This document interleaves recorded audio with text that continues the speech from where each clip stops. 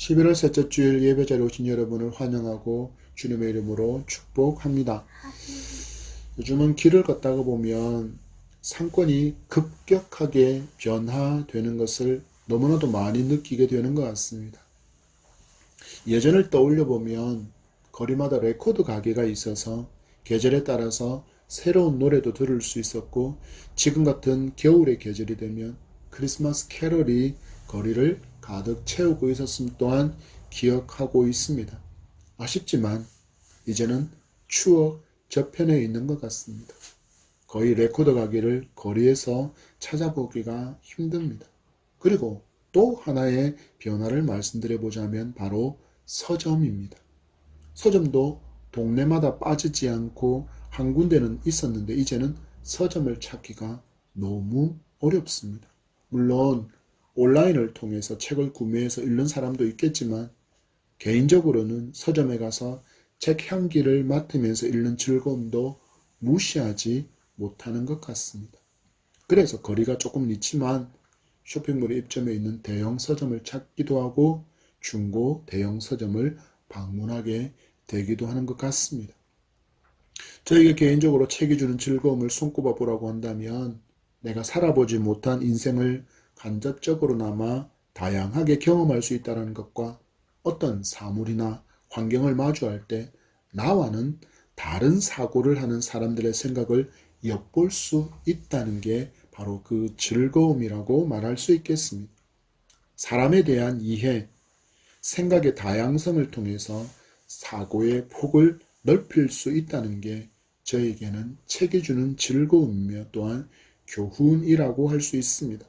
그래서 책을 읽을 때는 많은 생각과 상상력이 동반하게 될 때 더 큰 감동과 기쁨이 있는 것 같은데, 가만히 생각해보니 요즘은 책을 읽으면서 생각도 많이 하지 못하고 상상력도 동원하지 못한 채 그저 지식을 얻기에 급급한 태도로 책을 읽고 있는 것 같아서 설교를 준비하면서 살짝 반성해 보기도 했습니다.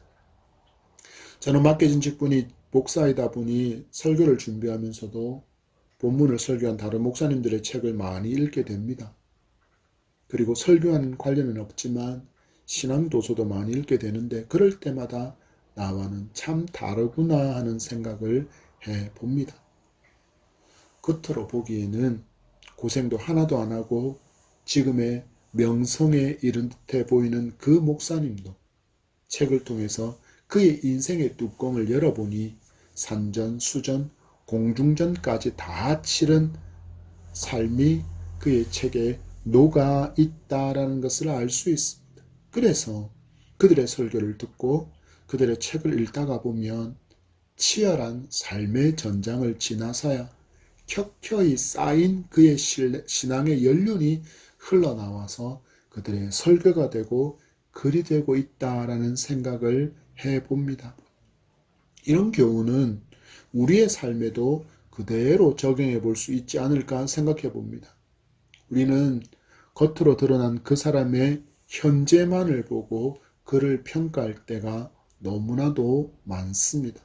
지금 부자로 혹은 권력자로 명성을 가진 사람으로 인기를 누리는 유명한 사람이라고만 그를 평가하려고 하는 것입니다. 그렇지만 그들이 다른 사람에게 보여주지 않는 모습을 우리가 보게 된다면 우리가 지금 하는 것처럼 그들을 함부로 겉모습만으로 평가하지는 못할 것입니다. 왜일까요? 나만큼이나, 아니 나보다 더 힘겹고 고통스러운 시간을 견뎌온 그의 인생이라는 것을 알 수 있을 것이기 때문입니다. 이런 시선은 우리가 성경을 마주할 때도 필요한 것이라고 생각합니다. 성경을 통해서 전 생애가 기록되어진 성경의 인물은 그렇게 많이 등장하지 않습니다. 그리고 아주 짧게 등장하는 사람도 많습니다. 오늘 만나는 맹인도 마찬가지입니다. 주신 말씀을 통해서 만나는 맹인의 사건이 우리에게 주는 교훈을 오늘 말씀을 통해서, 설교를 통해서 듣게 되겠지만 우리 말씀을 들으면서 많이 생각할 수 있기를 원합니다. 주님이 표현하신 것처럼 되새김이 여러분에게 있기를 바랍니다. 그러면 주신 말씀이 내게 잘 소화되어 내 영혼에 양약이 될 줄 믿습니다. 이 시간 하나님의 말씀이 하나님의 음성으로 들려지는 복된 은혜가 함께하기를 축복합니다. 거짓된 믿음을 가지고 있으면서도 신실한 믿음의 사람인 척하고 살고 있던 유대인들의 실체를 밝히 드러내시는 주님을 우리는 앞 시간에서 만났습니다. 이 주님의 말씀에 찔림을 받았던 유대인들이었지만 그들은 회개하지 않았습니다. 오히려 예수님을 신성모독이라는 죄명으로 투석형을 집행하려고 했지만 하나님의 보호의 손길로 말미암아 예수님께서 그들에게서 무사히 빠져나가시는 모습이 우리가 지난 시간 만난 장면의 끝장면이었습니다. 그리고 그 끝남과 동시에 만나고 있는 우리 맹인의 사건은 분명한 목적을 가지고 성령께서 기록하고 있다는 것을 알고 그 참된 의미를 깨닫는 은혜의 시간이 되기를 소망합니다. 1절의 말씀입니다. 시작. 예수께서 길을 가실 때 날 때부터 맹인된 사람을 보신지라. 아멘. 여기서 저는 개인적으로 맨 앞에 등장하는 주어와 그리고 맨 끝자락에 있는 동사만을 보기를 원합니다. 예수께서 보신지라. 방금 전에 돌에 맞아서 죽을 뻔한 아찔한 경험을 하신 예수님의 발걸음이 어디론가 향하는데 그 시선이 닿는 곳에 보니까 누가 있습니까? 맹인이 있습니다. 우리는 성경을 통해서 예수님의 발걸음이 향하는 곳에는 반드시 살려야 할, 구원해야 할 사람이 있다는 것을 알 수 있습니다. 이 모습을 염두하고 맹인을 보면 예수님은 지금 이 사람을 살리기 위해서 그를 보셨고 그에게로 걸어가고 있음을 알게 되는 것입니다. 그리고 요한은 맹인에게는 아무런 소망도 없다라는 것을 알려주기 위해서 한 단어를 더해서 사용하고 있습니다. 날 때부터 맹인된 사람. 그는 선천적으로 눈에 보이지 않는 채로 태어난 사람이었다라는 것입니다. 여러분, 이 맹인이 알 수 있는 색은 무슨 색깔밖에 없을까요? 오로지 블랙뿐이었습니다. 여기에 더해서 그를 향하는 사람들의 시선과 말 또한 온통 검정색일 뿐이었습니다. 왜냐하면 유대인들은 선천적인 장애와 병을 가진 사람을 향해서 죄의 결과로 받은 저주라고 여겼기 때문입니다. 세기의 명작이라고 불리는 영화 벤허의 줄거리를 잠시 말씀드려 보려고 합니다. 예루살렘 명문가의 장자인 베너의 여동생이 새롭게 부임하는 로마 총독을 구경하기 위해서 집의 옥상에 올라갔다가 그만 미끄러지면서 기왓장 하나를 떨어뜨리게 됩니다. 근데 그것이 하필이면 총독이 탄 말 옆으로 떨어졌고 깜짝 놀란 말이 뛰다가 거기서 낙마한 총독이 정신을 잃어버리게 되는 사건이 발생합니다. 로마 병사들은 기왓장이 떨어진 집을 향하여 들어왔고 옥상에 있던 베너의 여동생과 가족 모두를 총독 암살 미수범으로 체포하고는 지금은 로마 장교가 된 친구의 모함까지 더해져서 베너는 사형을 언도받았고 전투함에 노를 젓는 죄수로 끌려가게 되었습니다. 그와 함께 엄마와 동생 역시 예루살렘 명문가에서 노예로 한순간에 전락해 버리게 됩니다. 그리고 시간이 많이 흘렀습니다. 베너는 특별한 기회로 로마 귀족의 입양된 아들의 신분으로 고향으로 돌아오게 되었는데 동생과 엄마를 수소문했지만 찾지 못합니다. 아들이 오빠가 돌아왔다는 소식을 듣고 한밤중에 엄마와 여동생이 찾아오지만 바로 눈앞에 아들과 오빠를 두고서도 나서지 못했습니다. 왜냐하면 그들이 나병에 걸렸기 때문입니다. 그때 마침 노예였던 여종 에스더가 그들을 발견하게 되는데 에스더가 가까이 오는 것을 보고 이 두 사람이 외치는 말이 있습니다. 나병에 걸렸다. 이 말은 나병 환자가 길을 가거나 혹은 사람이 자신에게로 다가올 때는 반드시 외쳐야 하는 말이었습니다. 나는 부정하다. 나는 부정하다. 나는 저주받은 사람이다 라고 스스로 외쳐야 하는 것입니다. 이것은 나병 환자뿐만 아니라 중병이나 혹은 날 때부터 장애를 가진 사람이 자신을 저주받은 인생으로 여기며 살게 만들었습니다. 예수님과 함께 길을 걸어가던 제자들이 예수님의 눈길이 닿은 이 맹인을 보면서 하는 질문에서도 그들의 사고, 유대인들의 사고를 우리는 발견할 수 있습니다. 그들도 유대인이었기에 그들의 선생이었던 랍비들의 가르침을 계속 배워왔습니다. 랍비들은 가르치기를 죄 없이는 고통이 없다라고 가르쳤습니다. 그래서 사람들은 모든 고통이 하나님의 진노를 초래한 죄 때문이라는 생각을 가지고 살게 만들어 버렸다는 것입니다. 그들이 예수님께 이렇게 묻습니다. 이전의 말씀에 제자들이 물어 이르되 라피여 이 사람이 맹인으로 난 것이 누구의 죄로 인함이니까? 자기니까? 그의 부모니까? 아멘.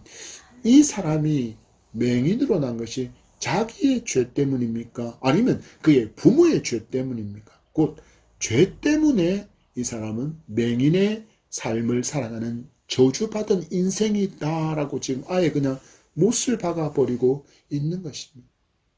맹인은 그가 알고 있는 색깔이라고는 검은색 뿐이었고 사람들에게서 듣고 있는 말 또한 저주의 말만 들으며 소망이라고는 전혀 없는 인생을 살고 있었습니다. 여러분, 여기 맹인이 누구입니까? 바로 예수님을 믿지 않는 사람이 바로 맹인입니다. 실상은 아무런 소망도 없으면서 여전히 죄의 어둠만이 자기 자신을 지배하고 있지만 자기는 잘 살고 있다는 착각에 빠져 살아가는 세상 사람들이 바로 맹인이라는 것입니다.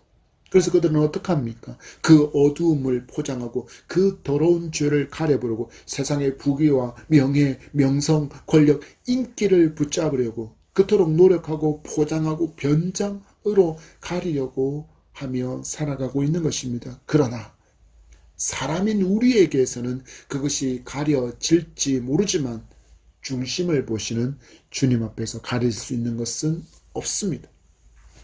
이 어둠을 벗고 빛을 보기 위해서 사람은 누구를 만나야 합니까? 바로 참 빛이신 주님, 우리에게 소망의 빛을 주시는 예수님을 만나야 합니다. 그래야 소망의 인생이 되는 것입니다. 여러분, 저와 여러분이 과거에 이랬습니다. 예수님을 만나기 전에는 아무런 소망도 없이 죄의 저주 아래 신음하며 살았습니다. 그런 우리에게 예수님의 시선이 닿았고 이렇게 복음을 듣고 죄의 저주를 벗겨주시는 은혜를 입어 볼 수 없던 세상을 볼 수 있게 되는 은총을 입고 누리며 살고 있는 희망의 사람이 된 것입니다. 저는 맹인도 주목해야겠지만 제자들도 주목해 볼 필요가 있다고 생각하기에 그들도 조금 더 조심해서 유의 깊게 살펴보기를 원합니다. 제자들이 예수님을 어떻게 부르고 있습니까? 라피요. 유대인들에게 예수님께서 가르치신 내용이 무엇이었습니까? 유대인들에게 거짓말쟁이, 너들은 거짓된 믿음이라고 말씀하시는 그 기준은 성경에 하나님을 알고 믿고 있는가? 성경을 하나님의 말씀으로 믿고 순종하는가? 그리고 예수님이 하나님이 보내신 메시아이심을 믿는가라는 질문이었습니다. 이렇게나 바른 믿음을 강조하셨는데 제자들은 여전히 예수님을 메시아, 그들의 구주가 아니라 랍비의 수준으로만 바라보고 있었다는 것입니다. 성도가 교회를 다니면서도 여전히 예수님께서 말씀하신 점검사항 3가지를 진심으로 아멘하지 못하고 있다면 우리도 예수님을 바라보는 인식의 수준이 좋은 말씀, 명언 혹은 교훈을 주시는 성인 정도의 수준으로 인식하고 있을 수도 있다라는 것을 기억해야 합니다. 이런 수준으로 예수님을 인식하면 예배할 때 내 마음과 태도가 강연을 듣는 청중의 그것과 비슷할 수밖에 없습니다. 의자에 푹 파묻혀서 몸은 뒤로 젖히고 다리를 꼬고 앉아서 강연 잘하나 못하나 보자. 얼마나 재미있게 강연하는지 실력과 너의 위트를 보여라 라는 태도로 앉아있지 말아야 한다라는 것입니다. 예수님은 랍비나 성인이 아니라 나를 구원하려고 이 땅에 오신 성자 하나님이심을 믿으시기 바랍니다. 그리고 성도는 성자 하나님 그 이름에 합당한 영광과 찬송을 올리는 제사장의 마음과 태도 복식을 갖추는 것이 마땅함을 기억하시기를 바랍니다. 예수님은 유대인들이 가지고 있었던 이 선천적인 질환을 죄의 저주로 여기는 공식을 깨뜨리시고 있습니다. 3절의 말씀입니다. 시작.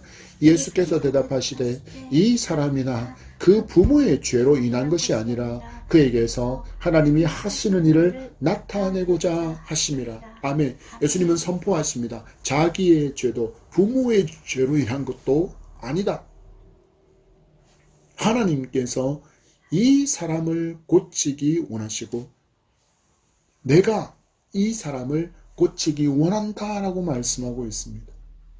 예수님은 맹인을 고치는 일이 곧 하나님의 일이고 하나님의 회복과 치유의 역사이며 이것을 행하시는 당신께서 바로 하나님이심을 메시아이심을 밝히 드러내는 선언을 하고 계신 것입니다. 한국 교회에도 한때 가게에 흐르는 저주를 끊어야 한다라는 메시지가 많은 교회를 휩쓸었던 때가 있습니다.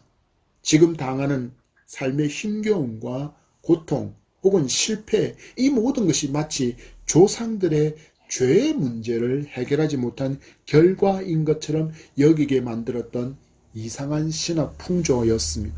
그런데 아직도 이런 사상이나 잘못된 귀신론에 사로잡혀 있는 사람들을 많이 보게 됩니다. 우리가 살다 보면 그동안 살던 집에서 이런저런 이유로 다른 집으로 전세를 얻어서 가거나 드디어 오랜 시간 동안 겉으로 보냈던 집을 장만해서 이사 가게 되기도 하고 또는 새로운 가게를 얻을 때도 있습니다. 그리고 이사간 집의 집주인이나 세입자 중에서 예수님을 믿지 않던 사람들이 분명히 많았을 것입니다. 그러면 당연한 듯이 집안 구석구석 이상한 게 덕지덕지 많이 붙어져 있고 심지어 숨겨져 있기도 합니다. 무엇입니까? 바로 무당이나 절간에서 돈 주고 사온 부적입니다. 그러면 어떻게 하면 될까요? 그냥 떼서 쓰레기통에 버리면 됩니다. 그냥 종이 조각에 불과합니다. 혹시 여러분 그 종이에 귀신이 깃들어 사는다고 여기지 마시기 바랍니다. 귀신이 사람이 죽은 후에 구천을 떤다는 생각은 샤머니즘이나 토테미즘이 짬뽕된 귀신론에서 나온 것일 뿐입니다. 여러분 귀신은 마귀의 졸개로 죽은 자의 영혼이 아닙니다. 타락한 천사들의 무리일 뿐입니다. 우리가 책이나 영화들을 통해서 이상한 존재를 하도 많이 접하다 보니까 어느새 우리의 마음속에도 이런 존재들이 마치 존재하는 것이냐 여기고 있고 또한 이것을 공포로 조장하는 마귀의 한 계략일 뿐임을 기억해야 합니다. 확신하십시오. 예수님 앞에서는 귀신의 왕인 마귀도 아무런 힘도 쓰지 못합니다. 이미 십자가에서 마귀의 머리를 짓이기셨고 마지막 날에 영원히 무저강에 쳐넣으실 것을 믿고 담대함으로 살아가는 여러분이기를 소망합니다. 이 소망에 주님께서 맹인을 주목하시니 하나님의 역사가 시작되고 있습니다. 뭐라고 예수님 말씀하십니까? 하나님이 하시는 일을 나타내고자 하심이라. 하나님이 하시는 일은 살리는 일이고 고치는 일이고 먹이는 일이며 죄의 진노와 저주 아래 신음하던 인류를 구원하시는 일입니다. 이 모습을 이 땅에 오신 하나님, 바로 예수님께서 그의 전 생애를 통해서 우리에게 보여주신 일들입니다. 그래서 예수 구원의 복음이 들어가는 곳에서는 놀라운 회복의 역사가 시작되는 것입니다. 예수님을 메시아로 믿는 그 사람에게서 놀라운 하나님의 일이 시작됩니다. 그리고 예수님을 믿게 된 그 사람으로 인하여 그 가정의 생명의 역사와 복음의 역사가 일어나게 됩니다. 그리고 그 가정에서부터 시작된 하나님의 역사가 이웃세계로, 지역으로, 도시로, 나라로, 열방으로 퍼져나가는 그 역사가 바로 하나님의 일, 하나님의 기대임을 기억하면 우리는 눈으로 하나님께서 하시는 일을 볼 수 있습니다. 성도는 이런 믿음의 눈이 있어야 합니다. 개인적으로 나에게도 하나님의 역사가 일어나서 우리에게 간증을 주시는 하나님은 모든 것을 통해서 내게 말씀하시는 하나님이시기 때문입니다. 그래서 우리가 믿음의 눈으로 보면 우리의 모든 삶을 통해서 일하시는 하나님을 볼 수 있고, 그리고 이미 창조하신 하나님의 모든 창조의 세계를 보면서 하나님의 영광이 그 속에 깃들어서 우리 또한 하나님을 그것을 통해서도 볼 수 있게 하시는 하나님이라는 것입니다. 목동으로 양들을 돌보며 광활한 광야를 통해 마주한 하늘을 보면서 하나님을 고백했던 다윗의 찬양이 시편 8편 1절 3절 말씀입니다. 같이 읽어보겠습니다. 시작. 여호와 우리 주여, 주의 이름이 온 땅에 어찌 그리 아름다운지요. 주의 영광이 하늘을 덮었나이다. 주의 손가락으로 만드신 주의 하늘과 주께서 베풀어 두신 달과 별들을 내가 보니. 아멘. 양을 치던 목동이었던 그 다윗이, 믿음의 눈을 가진 다윗이 어떻게 고백하고 있습니까? 온 땅과 내 눈이 닿는 그 모든 것의 주인이 여호와이시다 라고 고백하고 있습니다. 그러니까 이런 신앙의 고백을 가졌던 다윗이었기에 사망의 음침한 골짜기 한가운데서도 해를 두려워하지 않는다고 고백할 수 있었던 것입니다. 자기와 함께 하시는 하나님을 몸소 체험하며 살았기 때문에 가능한 고백이었음을 기억하며, 여러분도 온 우주를 통해서 마주한 자연과 환경을 통해서 특별 계시인 성경을 통해서 만난 이 하나님을 굳게 붙들고 살아가는 담대한 믿음의 주인공이 되기를 축복합니다. 그러면 어디를 가든지 누구를 만나든지 용기 100배, 담대한 믿음, 하나님의 동행하심과 일하심을 경험하며 살아갈 수 있게 됩니다. 4절과 5절의 말씀입니다. 시작. 때가 아직 낮음에 나를 보내시는 이의 일을 우리가 하여야 하리라. 밤이 오리니 그때는 아무도 일할 수 없느니라.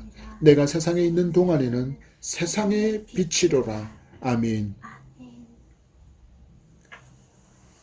예수님께서 하나님의 구원 사역을 위하여 당신에게 허락된 시간이 얼마 남지 않았다는 사실을 분명히 인지하고 있었다라는 것을 본절을 통해서 알 수 있습니다. 그리고 우리는 이 말씀을 통해서 왜 예수님께서 그토록 쉼없이 3년 동안 이어진 공생애의 사역을 감당하셨는지를 알 수 있게 해주는 말씀이기도 합니다. 주님께서 이 땅에 육신의 몸을 입고 계신 동안을 낮의 시간으로 말씀하시고, 그 시간 동안에 하나님께서 맡기신 구원 사역을 수행해야 한다는 것을 하여야 하리라고 말씀하십니다. 이것은 must be, 반드시 해야 할 일이다라고 강조하고 있는 표현입니다. 왜입니까? 왜 지금 빛이 있는 동안에, 낮 시간 동안에 내게 맡기신 하나님의 구원 사역을 감당해야 된다고 말씀하고 있습니까? 밤이 올 것이기 때문입니다. 바로 주님께서 십자가에서 죽으실 때가 올 것이기에 생명의 빛의 시간 동안에 하나님의 사명을 뜨겁게 감당하시겠다는 주님의 의지 또한 이 말씀에 담겨 있습니다. 여러분, 주님께서 이렇게 낮의 시간을 인식하며 사신 것은 바로 종말을 인식하며 사셨다라는 것입니다. 그래서 성도 역시 종말 의식을 가지고 하루하루의 삶을 살아가야 합니다. 성도는 그래서 주어진 시간에 최선을 다해야 합니다. 왜냐하면 우리에게도 어떤 시간이 올 것이기 때문에요. 바로 밤의 시간이 찾아올 것이기 때문이고, 더 중요한 것은 우리는 주님처럼 우리의 마지막을 전혀 알 수 없기 때문입니다. 그래서 성도는 자기의 마지막 시간, 꼭 그 시간이 오기 전에 빛의 사명을 감당하며 살아야 합니다. 제가 늘 말씀드리는 것처럼 성도는 본업이 무엇인지를 잊지 않고 살아야 하는 존재라는 것입니다. 곧 성도에게는 하나님께서 이 땅에 보내실 때 심어두신 비전, 곧 하나님의 나라와 의를 이루어가는 삶이 성도의 본업이라는 인식을 잊지 않고 살아가는 것입니다. 이 비전을 외면하거나 잊고 살면 우리는 주인과 손님이 뒤바뀐 그런 삶을 살아갈 수밖에 없습니다. 그러면 하나님의 나라와 의를 구하는 것이 아니라 땅의 것을 먼저 목숨을 걸고 살아가려고만 하게 될 것이기 때문입니다. 그래서 주님은 산상수훈을 통해서 우리에게 이렇게 말씀하셨습니다. 마태복음 6장 33절 말씀에 그런즉 너희는 먼저 그의 나라와 그의 의를 구하라. 그리하면 이 모든 것을 너희에게 더하시리라. 아멘. 여기서 주님께서 말씀하시는 이 모든 것에 대해서는 앞구절이 알려주고 있습니다. 마태복음 6장 31절 말씀에 그러므로 염려하여 이르기를 무엇을 먹을까, 무엇을 마실까, 무엇을 입을까 하지 말라. 주님은 성도에게 분명히 무엇을 먹을까, 무엇을 마실까, 무엇을 입을까를 구하는 것보다는 먼저 그의 나라와 의를 구하는 삶을 살아야 한다라고 말씀하셨습니다. 주님의 말씀과는 달리 공중권세 잡은 마귀는 오롯이 땅의 것만을 몰두하며 사는 인생은 더 멋지고 더 빛나는 인생이라고 속삭입니다. 그리고 안타깝게도 많은 성도가 주님의 말씀보다는 마귀가 속삭이는 이것, 땅의 것들을 보여주고 그것을 더 사모하며 살아가게 만들어 버리고 있습니다. 저는 개인적으로 이것이 우리에게서 종말의식이 희미해져 버린 결과라고 생각합니다. 기억하시기 바랍니다. 우리에게는 반드시 마지막이 있고 그 시간은 오직 하나님만이 아십니다. 그래서 종말의식을 가지고 살아가는 성도와 그렇지 못한 성도는 삶에서 많은 차이가 나는 것입니다. 믿음을 얻은 자는 분명히 약속에 따라서 구원을 선물로 받게 되겠지만 이 땅에서의 삶에 대한 상급은 분명히 다르다라는 것을 잊지 말아야 합니다. 주님께서 그토록 치열하게 구원의 사역을 감당하신 이유는 분명합니다. 하나님께서 예수님께 맡기신 사명이었기 때문입니다. 하나님의 비전이었기 때문입니다. 그리고 예수님이 맡기신 사명을 다한 후에 하나님께서 하신 일이 무엇인지를 바울이 알려주는 것이 바로 빌립보서 2장 9절에서 11절의 말씀입니다. 찾아서 같이 읽어보겠습니다. 다 같이 이름으로 하나님이 그를 지극히 높여 모든 이름 위에 뛰어난 이름을 주사 하늘에 있는 자들과 땅에 있는 자들과 땅 아래에 있는 자들로 모든 무릎을 예수의 이름에 꿇게 하시고 모든 입으로 예수 그리스도를 주라 시인하여 하나님 아버지께 영광을 돌리게 하셨느니라. 아멘.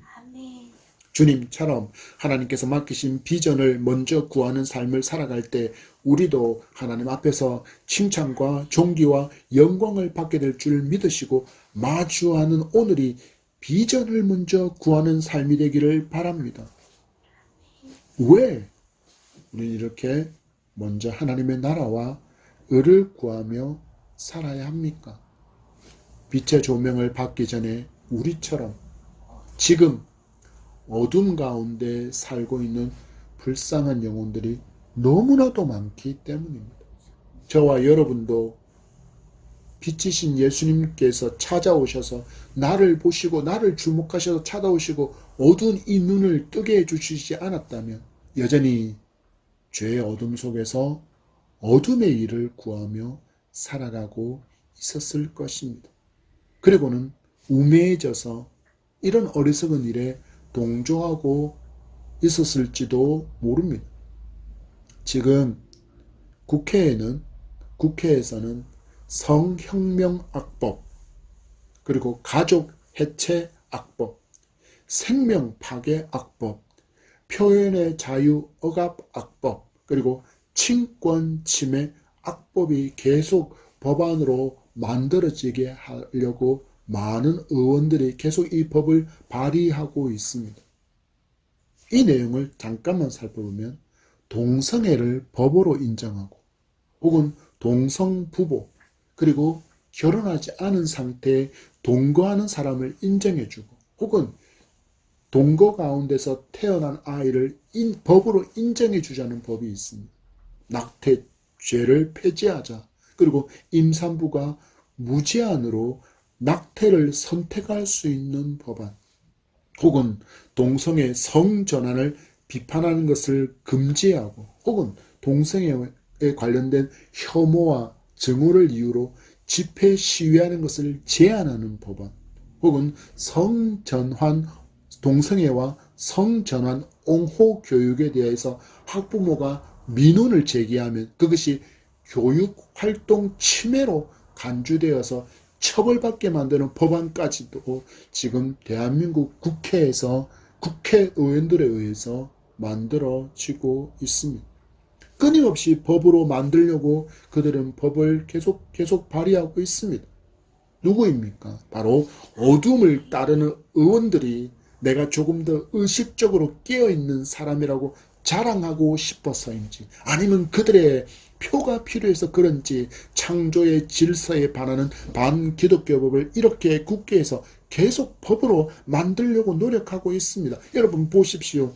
예수님의 빛의 조명을 받지 못한 사람은 어리석고 무지하여 자기들이 하나님을 대적하는 최선봉에 서 있다는 것도 모르고 천년 만년 이 땅에서 살 수 있는 듯이 악으로 가득 찬 세상을 꿈꾸며 어둠의 일을 하고 마귀의 졸개 노릇을 하고 있습니다.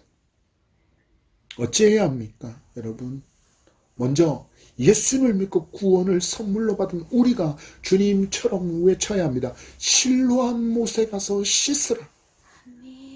여러분, 날 때부터 맹인인 사람에게 주님의 말씀은 너무 이상하게 들립니다. 내가 명하노니 눈을 뜨라고 명령하시는 게 이 상황에 너무나도 맞는 것 같은데 주님은 실로암 못에 가서 씻으라고 말씀하실 뿐입니다. 그런데 믿음의 신비는 이 이상하게 들리는 말씀이라 할지라도 말씀에 순종하고 예수님을 믿으면 구원과 치유와 회복을 경험하게 됩니다. 죄에서 씻음을 받고 어두운 눈을 떠서 밝은 빛을 볼 수 있다는 다른 전도자의 외침에 대해서 우리도 처음에는 저게 뭔 멍멍이 제지되는 소리냐라고 여기지 않았습니까? 그런데 주님의 빛의 조명을 받으니 나를 전도한 그 음성이 얼마나 귀하고 얼마나 감사한 외침이었는지를 깨닫게 되었습니다. 그래서 우리의 외침도 어둠의 길을 가는 저들에게는 마치 멍멍이가 지지되는 소리처럼 들릴지 모르지만 우리의 외침에 주님의 빛이 함께하면 생명의 역사가 일어나게 될 줄 믿습니다. 이렇게 사명에 순종하는 우리에게 주님의 빛이 우리의 심령을 밝히 비추어 의심의 모든 구름이 몰려가고 더 큰 믿음과 확신이 떠오르는 태양처럼 더 큰 기쁨과 확신으로 여러분 마음속에 자리 잡게 되기를 축복합니다. 말씀을 맺습니다. 성도는 주님의 빛을 조명을 받지 못하면 미혹의 영의 미혹을 구분하지 못하게 됩니다. 그리고는 자신도 모르는 사이에 어둠의 일에 동참하게 될 수 있다는 것을 분명히 기억해야 합니다. 이제 우리 빛이신 주님과 동행하며 어둠의 일이 아니라 빛의 일에 더욱 힘을 쏟게 되기를 소망합니다. 이 삶이야말로 사람을 가장 사람답게 살 수 있게 하는 기름을 믿으시기 바랍니다. 그리고 이 삶을 살아감으로 우리 안에 빛이신 주님이 주시는 소망과 감격과 기쁨이 넘치게 될 줄 믿습니다. 빛이 있는 동안에 빛의 사명, 비전을 쫓는 삶을 살아가기로 결단하는 여러분이기를 소망합니다. 이 삶은 우리를 더욱 빛나게 하는 삶입니다. 실로암 못에 가서 씻으라. 전혀 복음처럼 들리지 않지만 순종하니 복음이 되었고 빛을 얻을 수 있었습니다. 우리가 외치는 복음이 저들에게 동떨어진 외침처럼 들린다라고 할지라도 빛의 주님이 그 가운데 역사하시면 구원의 역사가 우리를 통하여 일어나게 될 줄 믿으시고 순종하는 우리가 되기를 축복합니다. 마땅히 행할 길을 자녀에게 가르치며 늙어서도 그 길을 떠나지 않는다 말씀하셨습니다. 지금 다음 세대 여러분의 자녀에게 순전한 빛이신 주님을 전하고 때를 얻든지 못 얻든지 말씀을 가르치는 삶으로 자녀를 하나님께서 맡겨주신 선물로 더욱더 빛나게 하는 여러분이기를 축복합니다. 여러분에게 생명의 빛이 있는 동안에 그 빛이 더욱 멀리 퍼져나가게 하는 비전의 인생을 살아가는 저와 여러분이기를 축복합니다.